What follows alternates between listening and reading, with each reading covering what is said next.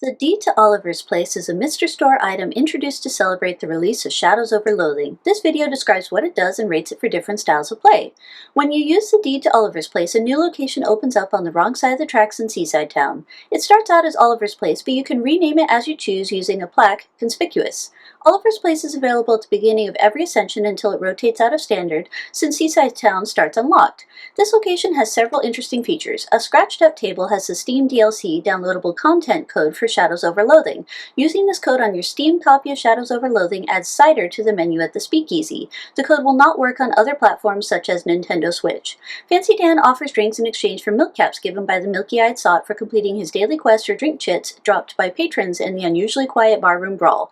All drinks are size 3. The milk cap drinks are awesome quality since they are more difficult to obtain. The drink chit drinks are good quality. Even though the good quality martini is a martini, wearing the tuxedo shirt does not give any extra adventures from the drink. The good quality Charleston Choo Choo gives a small additional 15 buff to Muscle, Mysticality, and Moxie for 30 adventures, while the awesome quality Strong Silent type gives a larger additional 30 buff. These buffs can be helpful to survive a tough boss or zone. Those two drinks are strictly superior to the other menu choices since the remaining drinks offer no buffs. Depending on your other Mr. Store items, these drinks may be part of your daily diet or never used. A pool table will give you an amount of meat once per day that is based on your pool skill with a maximum of 1,000 meat. This can be a way to get meat at the beginning of an ascension. A Milky-Eyed Sot gives you a quest once per day to find his parcel somewhere in the kingdom. The location is chosen from all zones available to you at the time. If you adventure in the quest location and win 10 combats, you'll receive the quest item, the Sot's Parcel. Return to the Milky-Eyed Sot with the parcel to receive a milk cap reward. If the Sot's quest location becomes unavailable, for example by completing the Undefile the Crypt quest, then you can return to the Sot to receive a new quest location. I recommend checking the Milky-Eyed Sot's quest every day, even in Aftercore, because you never know when you can get a milk cap for free with your usual adventuring. An Unusually Quiet Barroom Brawl offers 3 combats per day for free, after which additional fights cost adventures. There is a warning at the end of your free combats to let you know. The 3 free fights are consumed by wandering monsters if you have them. As an example, this can be used to turn an encounter with the Lobster Frogman from the Skill Monster Habitats into a free fight.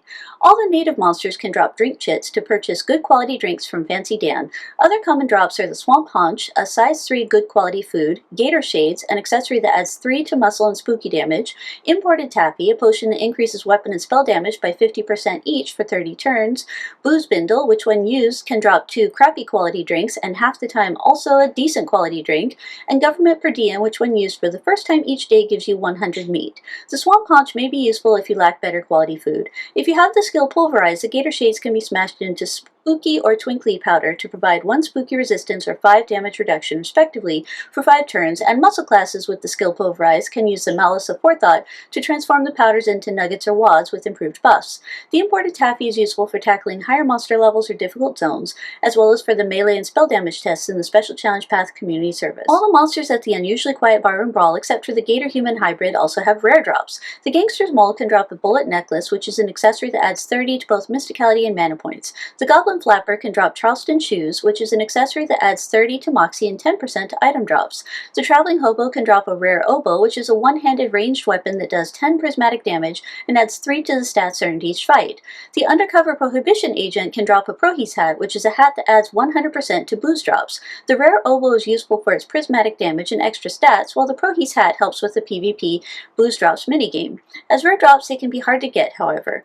All of Fancy Dan's drinks and the drops from the Unusually Quiet Barroom Brawl are tradable and can be purchased in the mall. So how does the Deed to Oliver's Place stack up? The daily free fights, small amount of meat, and some of the common drops are useful, but both the drinks and food will rarely be used if you have other Mr. Store items. I rate it 2 out of 5 stars for quality of life. The free fights and Imported Taffy may be valuable to farmers, but little else is relevant. I rate it 2 out of 5 stars for farming.